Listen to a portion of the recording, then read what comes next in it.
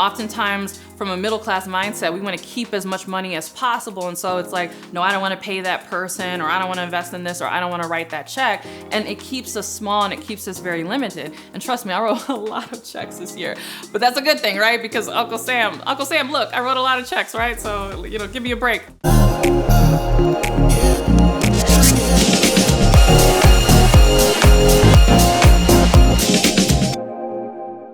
Hey, CourtneyLSanders here. Welcome back to my channel. If you're new to me, I'm a full-time online life and business coach, as well as wife and mom.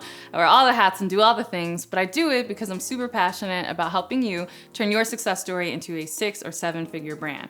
But understand that we're not gonna get to 6 or 7 figures unless we learn to think differently about money. And so as I've thought about my own trajectory and how I've had my first 7-figure year this year in 2022, as we're wrapping up the year, and it's kind of crazy looking at my bookkeeping and my taxes, like, oh my goodness, what am I gonna do?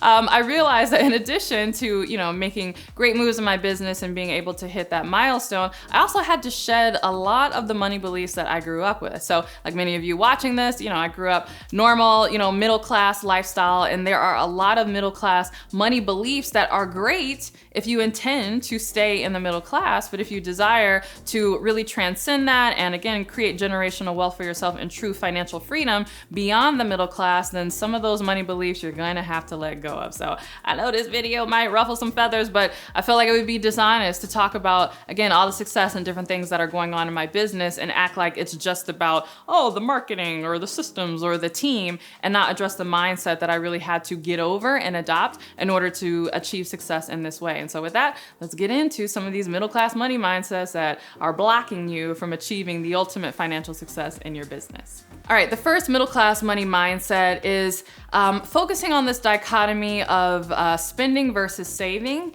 instead of saving versus investing. Now, spending versus saving is obviously very important. Most people, they work a 9-to-5 job. They have kind of I don't want to say a fixed income, but a fixed salary, a fixed take-home pay. And so spending versus saving, having that frame of reference is really important to keep people from overspending their salary, because unless you get a promotion, there's not going to be much more money except for where that came from. However, if you're looking to really grow your business and be successful as an entrepreneur, the frame of reference has to shift from just spending and saving to saving versus investing. And so while you do want to save, it doesn't really do anything for you if all you're doing is saving and you're not actually investing in your business, because investing in your business is what's ultimately going to help you take the next leap and really leapfrog ahead. In fact, I have a video that I just did all about how to know if you're ready for a team. And I talked about how when I was building my own team and I recognized that I needed to start hiring people, part of me was like, oh my goodness, I'm not ready for that, right? I haven't saved up enough money for me to be able to hire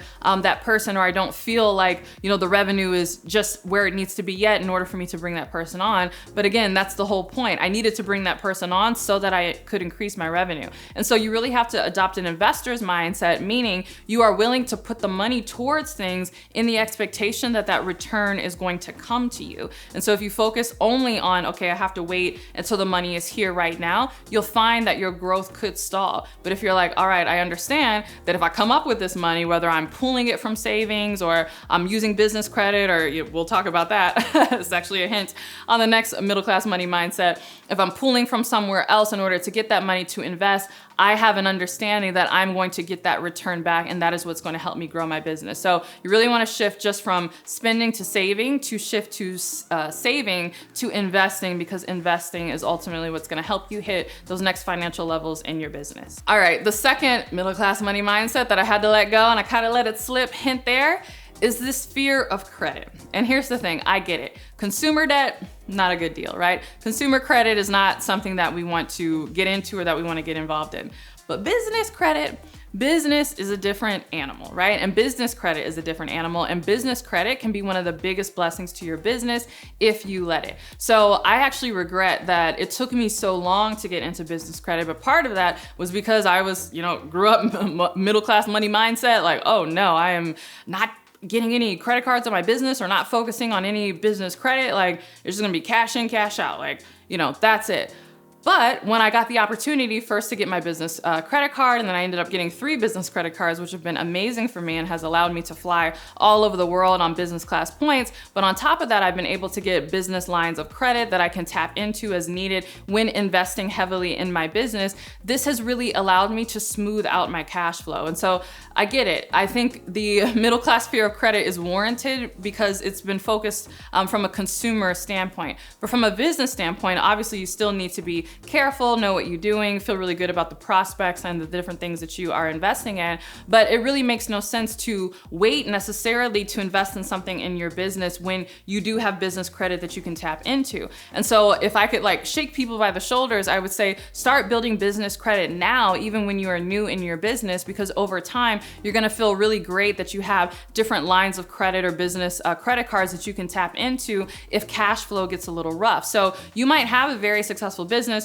For instance, my business this year obviously has been cash flow positive every single month. We've done nearly 6 figures a month or high 5 figures a month. So the cash was there. However, there were times when I was investing really heavily, and instead of using all of my cash, I opted to either tap into that business credit card or tap into a line to pay for a project. For instance, I mentioned that I invested multiple 5 figures in an instructional design team to help me create my signature coaching program, the Next Big Name Bootcamp. And I wanted this to be a very, very high quality program. I wanted it to be higher quality than anything else that I've seen on the market. We had professional video shot and professional editing, and it's organized and layout a certain way, and that wasn't cheap, right? It was over the series of months, and it took a lot of money and investment to get it up there. While I had the cash, I chose to tap into business credit, 1, because I like my business credit card points, which allows me to travel, but 2, I like to build up my credit profile and show the banks that I can use credit responsibly, because that allows them to give me more money down the road. So I chose to put a lot of the expenses specifically for the investment in Next Big Name via business credit or on a business credit card, and then allowed the sales of the Next Big Name program to pay that off. So while I could have waited, and I did have the cash, but I like the idea of having that cash available, because anything could happen, right? So I like having my cash available so that I can always pay my team, or if things get crazy, I know there's always cash here. And then if something goes awry, because I used business credit, I can always pay that down later or in the future if for whatever reason I'm not able to pay it off as soon as I initially anticipated. So it's really just a great cash flow management tool. And these are things and conversations that you're gonna have to start having with yourself, decisions that you're gonna need to start making as you are growing in your business and you're spending more and you're writing bigger checks and the invoices are coming in. It doesn't always make sense for you to pay things with cash. And so you're gonna have to get over that fear of credit if you want to start really growing in your business. All right, I have more where that came from, but first I wanna hear from you. What's one middle class money mindset that you are currently working on letting go? Share in the comments below. Okay, this next mindset, I'm gonna be totally honest, this is something that I'm still actively working through, but this is something that I'm learning from a lot of the even wealthier people that I'm working with, a lot of my friends and peers who are, multi-millionaire business owners. It is this concept of ownership versus control. So growing up, you want to own everything, you want your name to be on everything, you personally want to have all the things, right? But I'm learning in business more and more that it's actually more advantageous if, say, a business owns something, or things are in a business name, or things are associated with an LLC, right? That's important for liability reasons, right? And even now I'm having conversations with people about trust and trust funds and how this works and who owns what and what the liability is and blah, blah, blah, all these different things. But again, when you're getting in business, that is something that you're gonna have to be really cognizant about, all of these assets that you are amassing, whether it's assets like equipment, right? You might not think about this, but your MacBook is equipment, right? That could be considered an asset. If you have rental properties, maybe you are earning a lot in your business and you're using the cash flow to buy rental properties. Maybe there's a car that you have in your business name. Maybe you're a real estate person and you're always driving, looking at real estate, or you take clients around, or you have a vehicle in your business name because you're doing a lot of different business things. Again, these conversations start to come up. It's like, is that your car? Is it in your name, right? Or is the equipment, are you buying this? Is this leased to you if you're leasing equipment? Or if you're purchasing things, are you purchasing this in your personal name? Are you purchasing property in your personal name? Or are you now purchasing things in your business name or in some other legal entity name? all these things need to be reviewed with your attorney, your accountant, all these things need to be accounted for. And it feels weird, but it's not always advantageous for you to own things. Sometimes it's more advantageous for your business to own something. And so again, that's a mindset, a middle-class mindset where it's like, no, it's mine. You're gonna have to let that go and be okay with some things that maybe you held near and dear to your heart, like this was mine.